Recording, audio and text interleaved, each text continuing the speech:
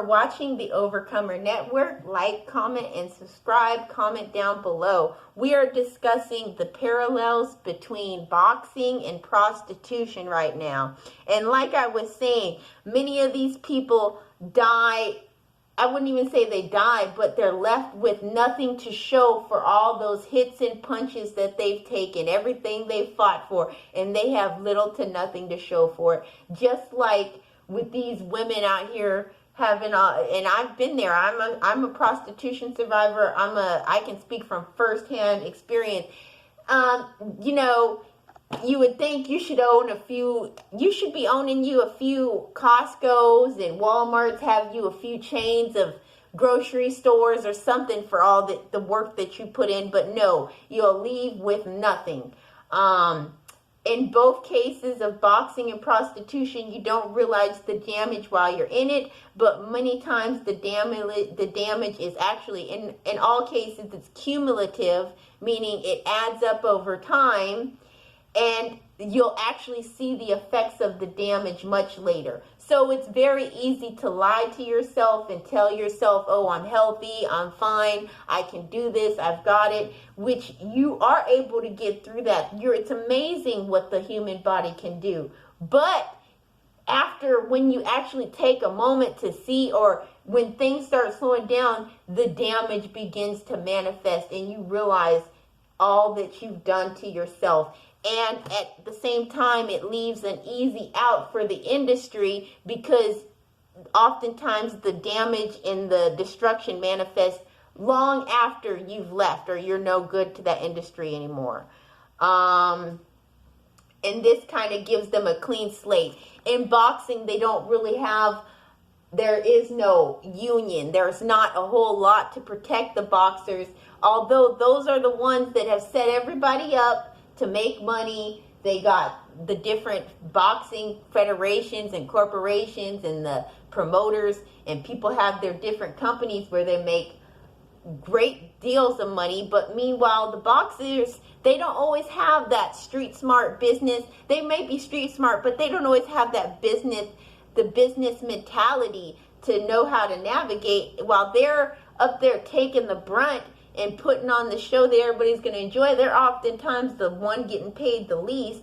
Meanwhile, everybody else is making all the money because they're smarter. And that's the same with the prostitute, where she's doing all the work and everybody in the world is making the money but her. The owners of the website, the drivers, the security, the club, the agencies, everybody's making money but the person who's doing the work. And also, by the time you realize the damage that's done to you, the industry is long gone and done with you. And there is no retirement plan. They don't have a net to catch you after that. You're very much left on your own to deal with the damage.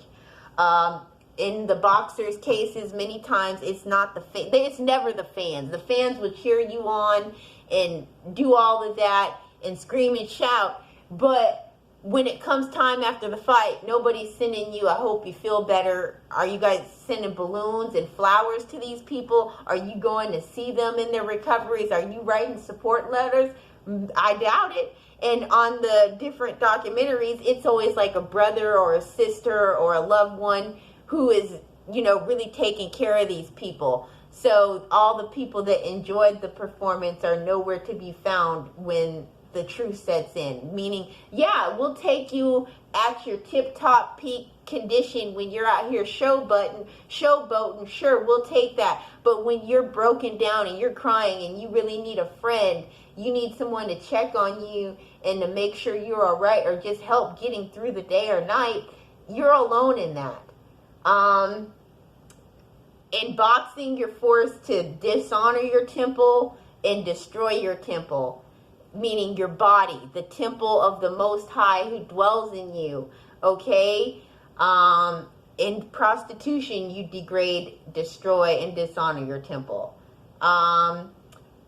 Boxing uses and discards your youth. Same with prostitution.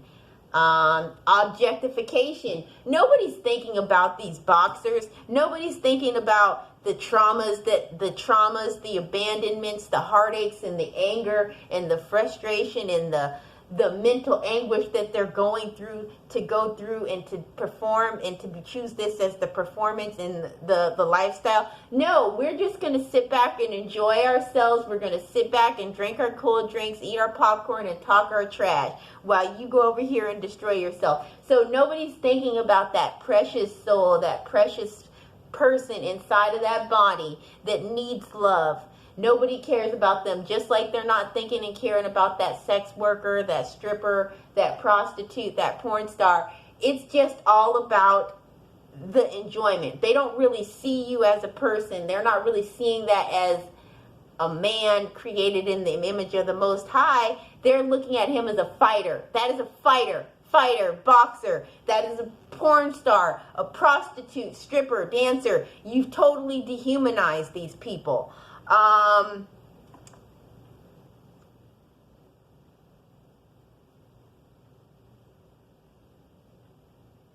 Brain damage. I'm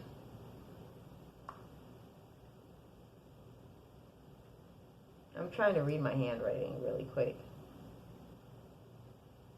Well, they have brain damage. Again, it suffered. The boxers are taking a lot of hits to the head.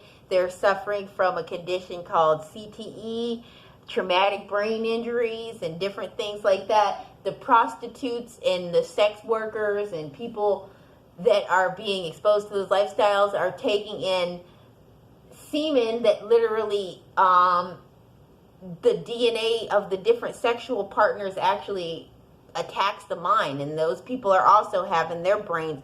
The sex worker's getting her brain destroyed, her personality's being destroyed, her mental faculties, her grip on life is being destroyed. Also, that boxer's grip on life and his mental capabilities are being utterly destroyed. The boxing industry, like the prostitution industry, both take advantage of people who are desperate and short-sighted. These are people that are living for today, and they're not thinking about their long-term, how this is going to affect them in the long term. That's the case in boxing and prostitution, and both of those industries prey on people that don't have the ability to see the long vision. Yes. Again, I realized what I wrote with that. I was struggling to read my handwriting, and I realized what I wrote. And I was saying that long after the people have stopped boxing, then they may have violent outbursts. They may have brain fog, cognitive, different kind of brain problems, and functionality problems in their body, and especially concerning their brain and their head.